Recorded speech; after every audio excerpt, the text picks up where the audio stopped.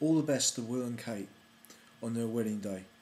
Let no man part, a man and a woman who love each other apart from God. But this is not any two people.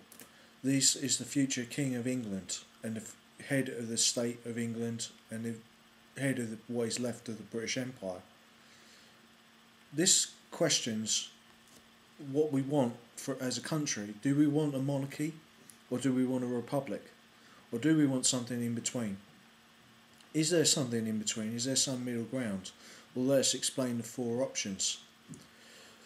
There could be a resurgence of respect for the monarchy and its strength, which it seems likely because of the 67% of people on a poll on Facebook said that they were for the royal wedding or for the monarchy in some fashion. So the degree of apathy towards the royals is actually to be underestimated. They do have widespread support, but there is a hardcore of 18% of people who are Republicans. I for a long time was an ardent Republican, but through my own reasoning I've come to the view that the royal family has a role in our constitution.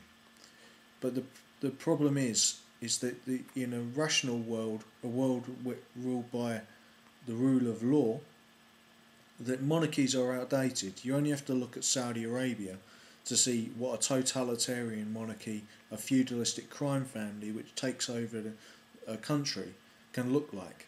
You end up with Saudi, Bin Laden and Bin Laden crime families running the Saudi and Yemeni state.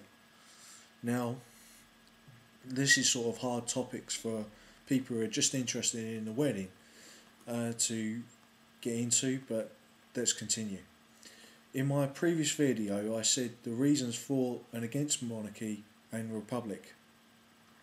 Now, as Winston Churchill said, and the Winston Churchill model was that he supported the monarchy whenever it did not challenge the authority of Parliament, the so-called supremacy of Parliament, because in England we do not have national sovereignty. We have the sovereignty of Parliament, a group of people elected by the nation to dictate to the nation what it should do. Whereas the monarchy is a medieval model that comes back from the Norman conquest and beyond, to when the Anglo-Saxon kings were elected by the various, which is a form of republicanism, by the various earls and ealdormen below them and the churls and ordinary people, the citizens. So that was based on the old Roman Republic, the Anglo-Saxon model. You can see that, but cast in a feudalistic time. Now, the clear model for any republic in modern times has been Tom Paine's US Constitution and Tom Jefferson's US Constitution. But we are in many regards, as I said in my last video, a crown republic. The Parliament does tell the monarchy what it can and can't do. And we are not talking about simply the monarchy, the mono power of the king or queen. We're talking about a family that's assumed the role of in the constitution of having royal prerogative where it can overrule Parliament, constitutionally speaking. This means that King William, as he may become, could overrule the Prime Minister who was elected by the people of Britain. This would be a dangerous situation, because the reason why we're a constitutional monarchy is to prevent the various different factions that exist, because feudalistic crime families don't just exist in the Gulf among the Saudis and Bin Ladens. There are other factions within the Western world as well, mostly to do with oil and drugs. And this is a threat to, or for instance, when the Nazi or Communist Party were very strong in Britain during the 30s, you could have foreseen a Nazi or communist dictatorship, and the monarchy was a block to that, because no one could assume the role of head of state And this is why, when the British conquered Germany in the Second World War, we split the head of state functions, which was constitutional. The President of Germany now is there to oversee the Chancellor, who's the Prime Minister of Germany. And so we could look to the German Constitution as a model, the modern German Constitution as a model of what England would be if it was a federal republic. We would still need the separation of head of state, and we will also need to look at the separation, if England became a republic with its own, with an English Parliament, of the separation of church and state. Now you could allude to God in the Constitution if you wished, or you could be allude without a religious affirmation, because many people are atheists.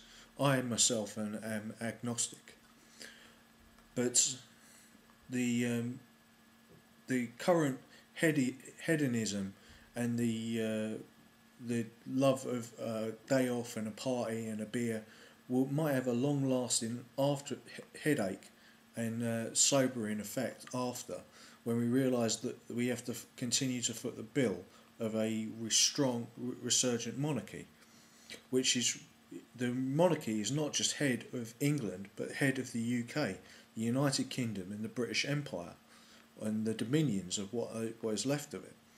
But who really runs this country should be decided by the vote, in my opinion, not by property.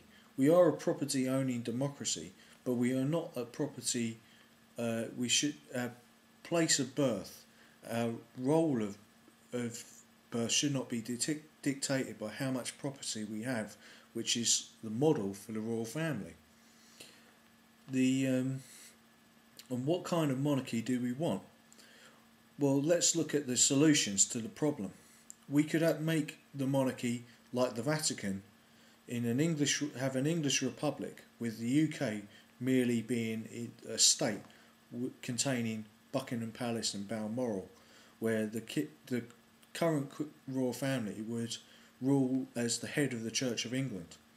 This would be my preference if England became a republic, but England might decide to stay within the EU, and so Balmoral, which is in Scotland, the Scots would have to decide whether the current Queen or King of the royal family was still head of state of Scotland and Australia, Canada and the various other Commonwealth and Empire countries, because we do still have a small empire.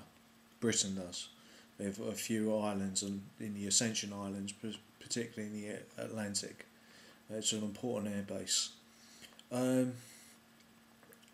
Also, the role of England being a link between the Europe and America is also been highlighted by, also incidentally, the number of tourists who are interested in the monarchy from France, Germany, even as far as Venezuela one girl came from, or the United States especially, and Canada, where there's strong royalist sentiments. In Australia, not so much so. There's more a strong Republican sentiment, but still part of the Anglo-Saxon world, so to speak, or the Nordic Celtic world, as we should say, because we're all one race with the Europeans and Americans, Canadians and Australians, and New Zealanders. But if we're going to have a constitutional settlement, then perhaps the best route will be to have the monarchy remain, but without its royal prerogative functions, and to have a EU president with an EU written constitution, so England would get a written constitution but from the EU. So that would be my second best preference. Or keep the things the way they are, or have a more modern monarchy like Holland does, where they do not interfere in politics. The Prime Minister, for instance, in this country is a cousin of the Queen. This to me shows interference from the royal family into the business of Parliament, or indirectly. But as Tom Paine said, in a world of republics, only God is king.